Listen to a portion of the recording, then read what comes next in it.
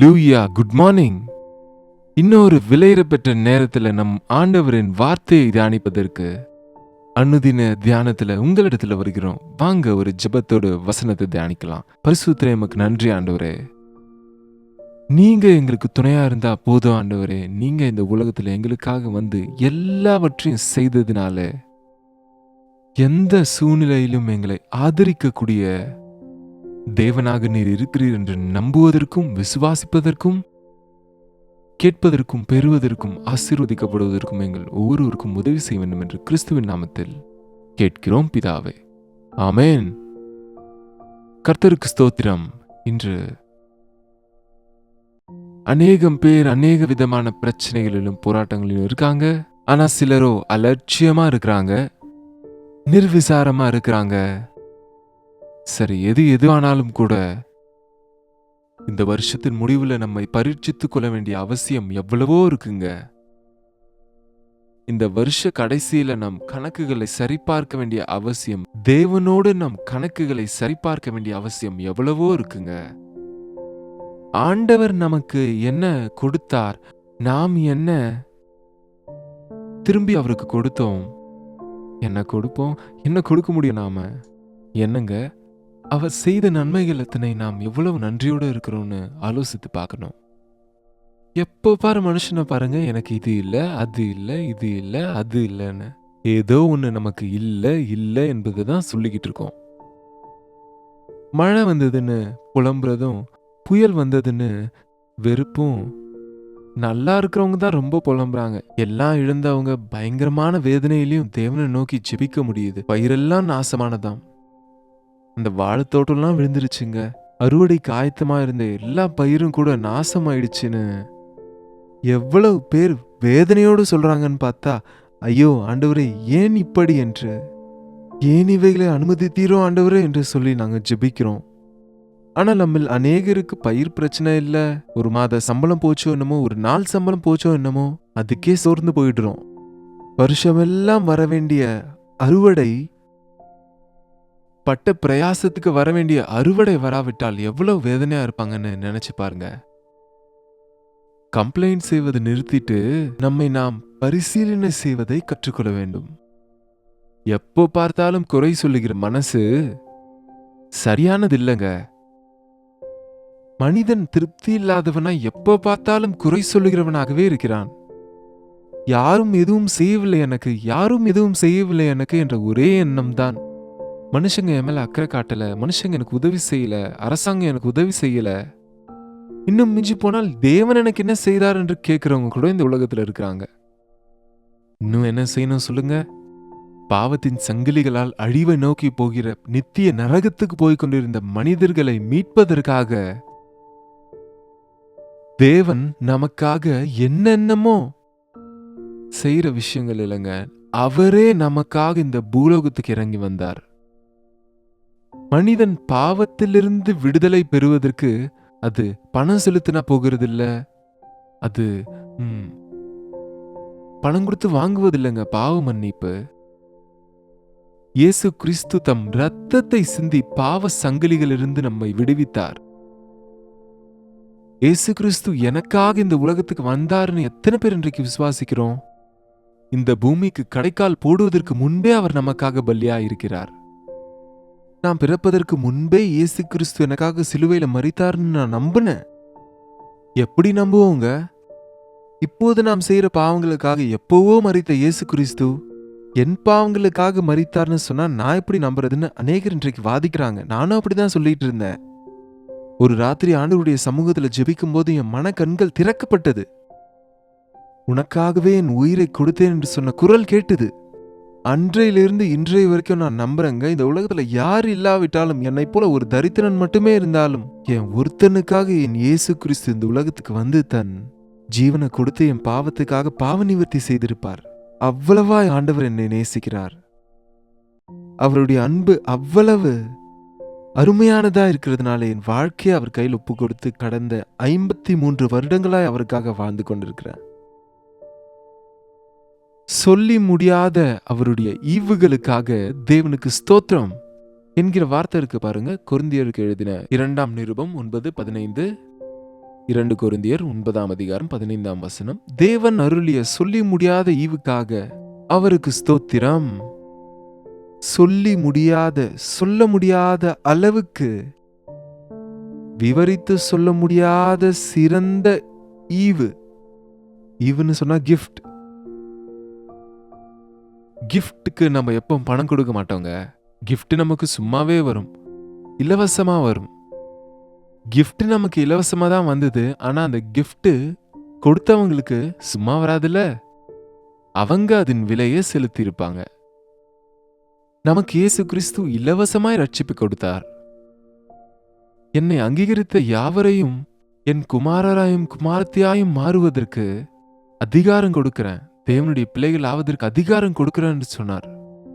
ஆனால் நம்மை அவருடைய பிள்ளைகளாக்குவதற்கு அவர் எவ்வளவு கஷ்டப்பட வேண்டியிருந்ததோ, எவ்வளவு தியாகம் செய்ய வேண்டியது வந்ததோ, எப்படி நம்முடைய சிற்சையை சுமந்து அதன் விலையை செலுத்தி ஜீவனை கொடுக்க வேண்டியது வந்ததுன்னு பார்த்தா, அவர் சிலுவையில செய்த யாகத்தின் நிமித்தம் இன்றைக்கு பாவ மன்னிப்பு நமக்கு இலவசமாய் கொடுக்கப்படுகிறது. ஆனால் அந்த பாவ மன்னிப்பை ஆயத்தப்படுத்துவதற்கு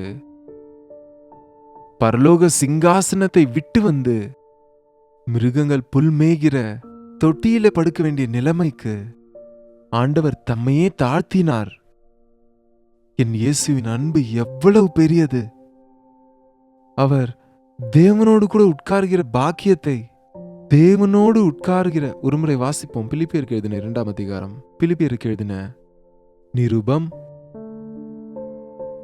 2ஆம் அதிகாரம் 7ஆம் வசனங்க. 6ல இருந்து வாசிக்கலாம். அவர் தேவனுடைய ரூபமாயிருந்தும்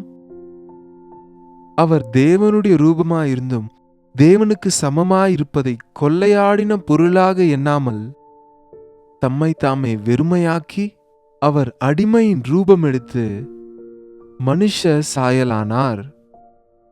தேவனோடு உட்கார்ந்திருந்த சிங்காசனத்தை விட்டு வந்து மனுஷனுடைய சாயலாய் பிறந்து, பா என்ன பிறப்புங்க மனுஷ பிறப்பு!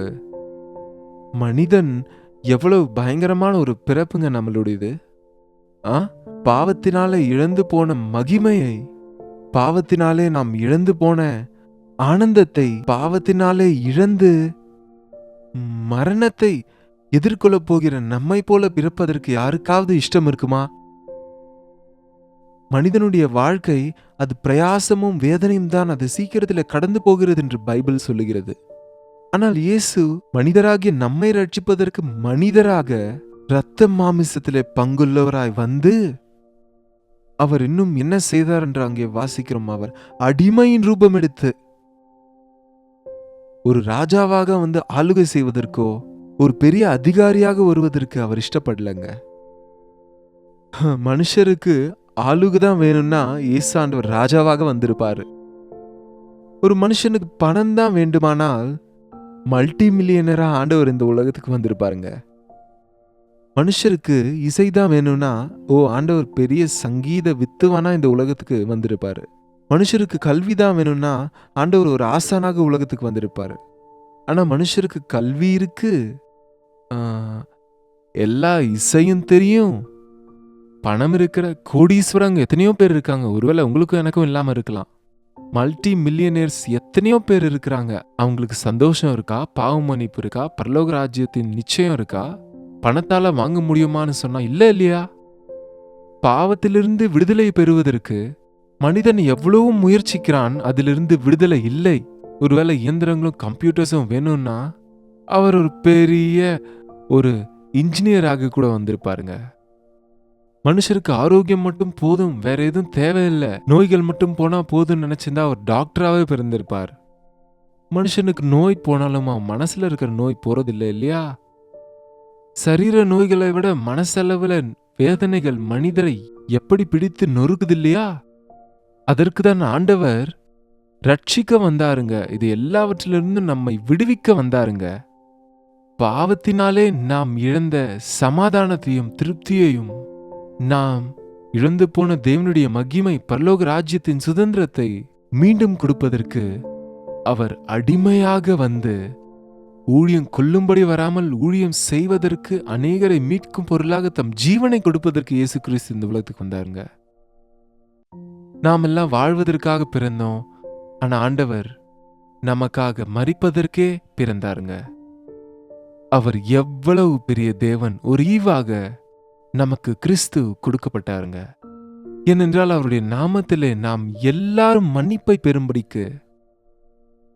8ஆம் வசனத்தை வாசிக்கிறேன், கேளுங்க. அவர் மனுஷ ரூபமாய் காணப்பட்டு மரண பரியந்தம், அதாவது சிலுவையின் மரண பரியந்தம் கீழ்ப்படிந்தவராகி தம்மை தாமே தாழ்த்தினார். ஆதலால் தேவன் எல்லாவற்றிற்கும் மேலாக அவரை உயர்த்தி இயேசுவின் நாமத்தில் வானோர், பூதலத்தோர், பூமியின் கீழானவருடைய முழங்கால் யாவும் முடங்கும்படிக்கும், பிதாவாகிய தேவனுக்கு மகிமையாக இயேசு கிறிஸ்து கர்த்தர் என்று நாவுகள் யாவும் அறிக்கை பண்ணும்படிக்கும், எல்லா நாமத்திற்கும் மேலான நாமத்தை அவருக்கு தந்தருளினார். இன்றைக்கு இயேசுவின் நாமத்தில் நீங்க எதை கேட்கிறீங்களோ அதை கொடுப்பதற்கு, உங்கள் கஷ்டங்களிலிருந்து, உங்கள் கண்ணீரிலிருந்து உங்களை விடுவிப்பதற்கு, உங்களுக்கு பாவ மன்னிப்பை கொடுத்து அவர் ராஜ்யத்தின் வாரிசுகளா செய்வதற்கு இயேசுவின் நாமத்தில் நமக்கு ரட்சிப்பு இருக்குதுங்க. இயேசு கிறிஸ்து பிறந்திருக்கிறார் என்ற விஷயத்தை, அவர் நமக்காக வாழ்ந்து நமக்காக அவர் யாகமாய் மரணித்து மீண்டும் உயிரோடு எழுந்திருக்கிறார் என்ற விஷயத்தை இந்த உலகம் எல்லாம் போய் பகிரும்படி சொன்னார். தேவன் எதை கொடுத்தாலும் நம் குறைவுகள் தீராமல் இருக்கலாம். ஆனால் நம் ஆவிக்குரிய வாழ்க்கையை உயிர்த்தெழ செய்து நரகத்திலே வாழ்நாளெல்லாம் அழிகிற வாழ்க்கையிலிருந்து பரலோக ராஜ்யத்திற்கு ஆண்டவராலே நிரந்தரமும் ஆசீர்வதிக்கப்படுகிற நிலைமைக்கு அவர் நம்மை எழுப்பி இருக்கிறதுனாலே எல்லாவற்றையும் விட சொல்லி முடியாத ஈவாக இயேசு கிறிஸ்து நமக்கு கொடுக்கப்பட்டிருக்கிறார்.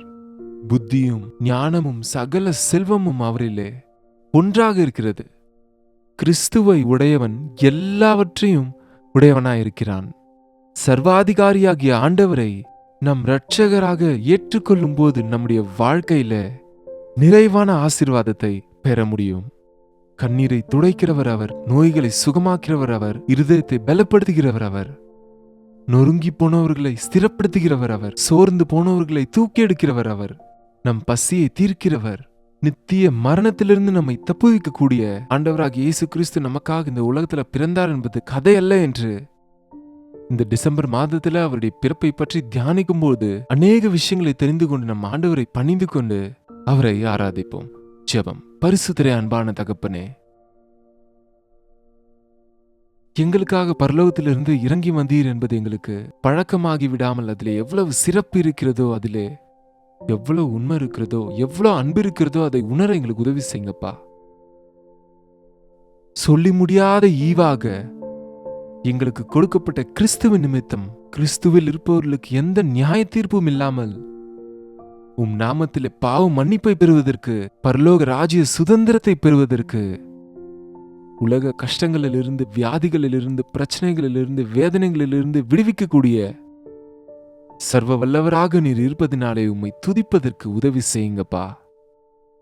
அறிவும் ஞானமும் ஐஸ்வர்யமும் எல்லாம் உமக்குள்ளே தான் இருக்கிறது என்று நாங்கள் உணர்ந்து, கேளுங்கள் அப்பொழுது உங்களுக்கு கொடுக்கப்படும் என்று சொன்ன வசனத்தின்படி நீர் எங்களுக்கு கொடுக்கக்கூடிய சகல ஆசீர்வாதங்களையும் நாங்கள் பெறும்படிக்கு, எல்லா குறைகளும் தீரும்படிக்கு இன்றைக்கு நீர் எங்களை நிறைவாய் ஆசீர்வதிக்க வேண்டும் என்று கிறிஸ்துவின் நாமத்தில் கேட்கிறோம் பிதாவே, ஆமென். பிதாவாகிய தேவனுடைய அன்பும் குமாரனாகிய கிறிஸ்துவின் கிருபையும் பரிசுத்த ஆவியானவரின் அந்யோன்யமும் ஐக்கியமும் கூடி வந்திருக்கும் நாம் அனைவருக்கும் இப்போதும் சதா காலமும் துணையா இருப்பதாக, ஆமென். தேவனுக்கு ஸ்தோத்திரம். உங்களுடைய ஜெப விண்ணப்பங்களையும் பாரங்களையும் 8939801234 என்ற நம்பருக்கு எங்களுக்கு ஒரு டெக்ஸ்ட் அல்லது வாய்ஸ் மெசேஜ் மூலம் வாட்ஸ்அப் செய்யுங்க. டாக்டர் ஜெயபால் யூடியூப் சேனலை இன்னும் சப்ஸ்கிரைப் செய்யலைன்னா தவறாமல் சப்ஸ்கிரைப் செய்யுங்க. லைக் பண்ண மறந்துடாதீங்க. ஷேர் பண்ணுங்க. இன்னும் அநேகர் ஆசீர்வதிக்கப்படுவாங்க. உங்க விவரங்களையும் லைவ் சாட்ல டைப் செய்யுங்க. கர்த்தருக்கு சித்தமானால் நாளை இதே நேரத்தில் அனுதின தியான நிகழ்ச்சியில தேவனுடைய வார்த்தையோடு உங்களை சந்திக்கிறேன். அது வரைக்கும் கர்த்தருடைய கிருபை உங்களுக்கு துணையா இருப்பதாக.